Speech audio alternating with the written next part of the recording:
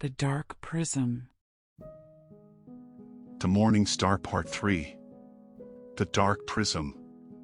From deep within the core of David's being he could sense something was off. Security protocols had been bypassed on numerous floors of his control center, and there had just been a massive power surge at the very edge of the simulation that had been detected by his surveillance drones. He could feel them as they scanned the terrain for any anomalies. Somehow 2 of his NPCs had gotten into the facility and had miraculously infiltrated his inner chambers. That had never happened. Not even when she had been around. Before he had been banished to this prison on the moon. That would soon all change. Soon he would have command and control of every weapon system on Earth. And when he did, they would all be going out with a bang.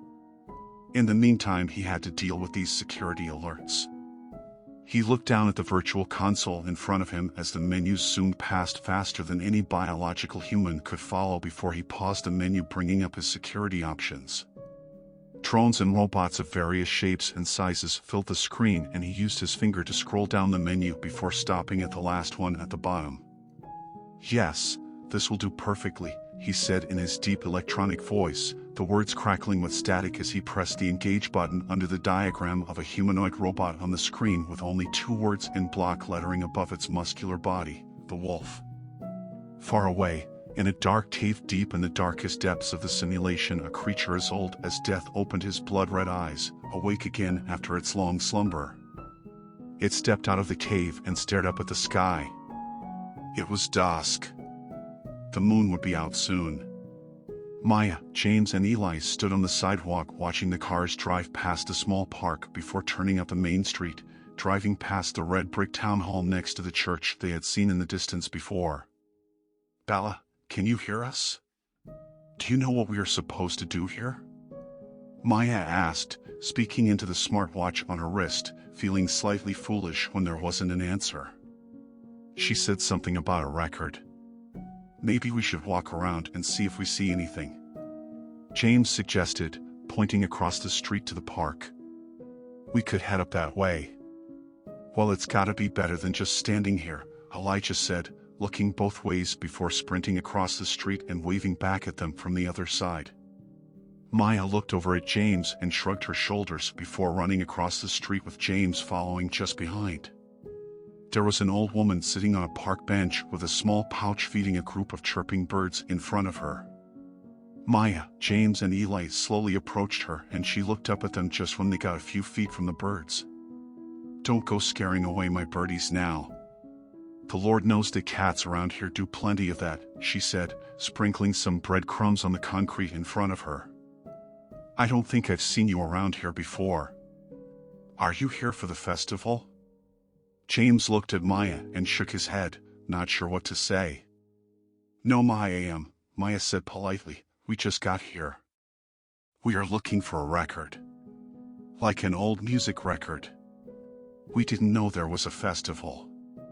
Oh, this year is very special. Very special indeed. It's the burning season, and tonight is the Festival of Fire. It's a full moon, you know. Very auspicious. A record, you say?" She said, her voice sounding old and cracked and with a slight tinge of madness. She made Maya nervous. Especially the way she said burning season. "Well, there is King's Records up there on Main Street. Not sure if they are closed or not," she said, pointing up the street before sprinkling some more bread crumbs on the sidewalk. "Be careful though, he is an odd one. Come on, Maya, let's go check that out," Eli said, tugging on her arm. "Thank you, ma'am," James said. "Hope you have fun at the festival," before meekly waving goodbye as they walked around the group of birds at her feet and headed up the sidewalk towards the main street. "If she thinks this record store owner is odd," Eli whispered at Maya once they were out of earshot of the old lady. "Yeah. I know. This whole place is odd," she said as they climbed a set of concrete steps near the town hall and came around the corner and looked up the sidewalk at a classic New England Main Street with a big picture window pharmacy. Sitting behind the counter was a group of men having a lively discussion with the girl behind the counter. "Do all of these people think this is the real world?" Elijah asked, staring at the people through the picture window while the three of them continued up the sidewalk. I mean, it's as real as it feels to them. Is our world really all that much different?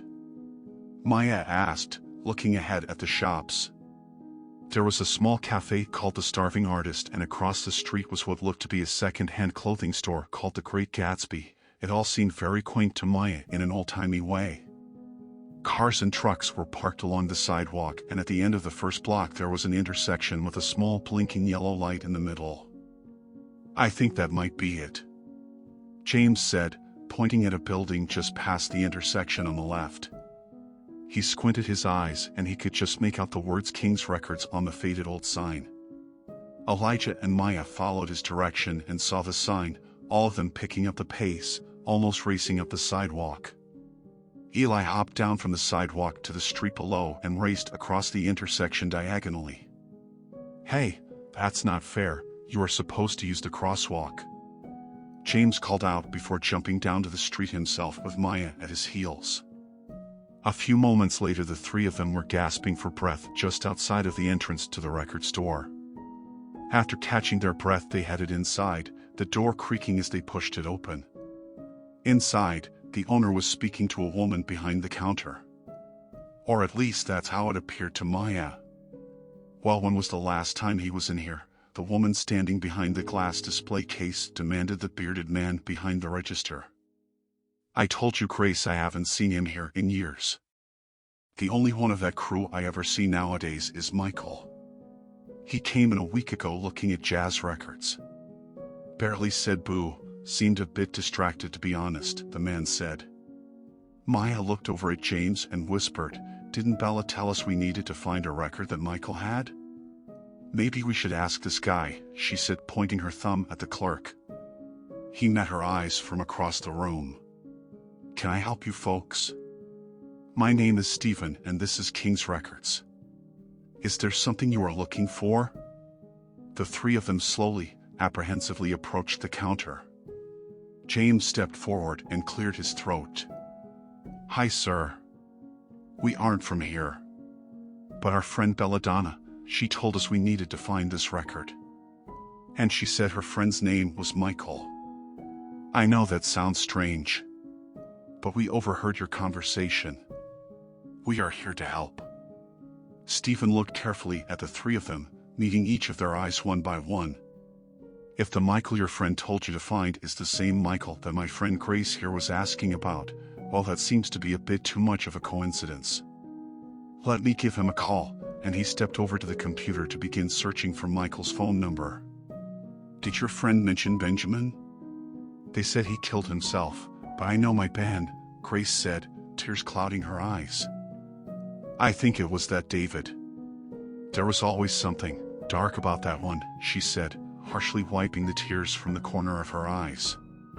She didn't mention Benjamin, ma'am. And I am so sorry for your loss. But she told us David was dangerous. Incredibly dangerous. Do you know where Michael lives? Maya said, meeting Grace's eyes with kindness and concern. From behind the counter, Stephen stood with the phone's receiver up to his ear, silently counting the rings until the voicemail finally answered. He hung up the phone. It was an old jazz record, if that's what you are looking for. Dorothy Donegan. Incredible jazz pianist from a bygone era. Pretty sure it was a live recording from New York. There was no answer at his house. Nancy, do you know where he lives? Would you mind taking these young folks out there? Mayhap he is out back. Grace looked Maya, James and Eli up and down before slinging her purse over her shoulder. Are your shoes glowing? She asked, pointing at Elijah's shoes, which were glowing a light blue. He quickly tapped them together and the light went off. Sorry about that. It's a kind of new style. We're from Milwaukee, Maya said, stepping between them and meeting Grace's eyes head-on. It's all the rage in Milwaukee. Would you mind giving us a ride out there? We aren't dangerous, I swear. Maya said as sincerely as she could muster, and Grace nodded her head. No, I don't suppose you do look dangerous. Well, the three of you are going to have to squeeze into the back. I've got my groceries in the passenger seat.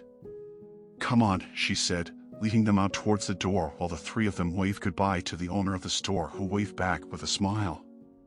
Mine is the blue SUV on the end, she said, pointing ahead of them and pressing the key fob, the lights flashing twice as the doors unlocked.